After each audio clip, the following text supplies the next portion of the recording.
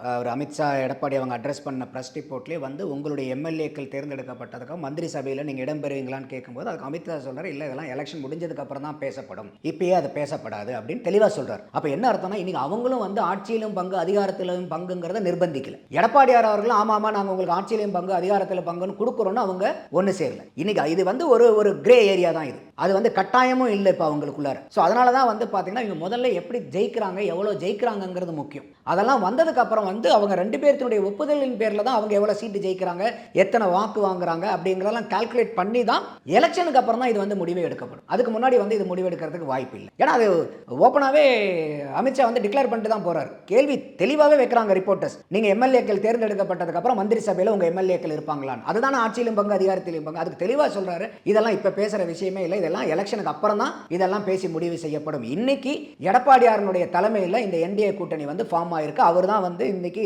தமிழ்நாட்டினுடைய முதலமைச்சர் வேட்பாளர். இந்த கூட்டணிக்கும் தலைவர் அவர் தான். இன்னைக்கு என்டிஏவினுடைய அலையன்ஸ்க்கு எடப்பாடி தான் தலைவர்ங்கிறதையும் அவர் வந்து பகிரங்கமே அறிவிச்சிட்டு தான் போறாரு.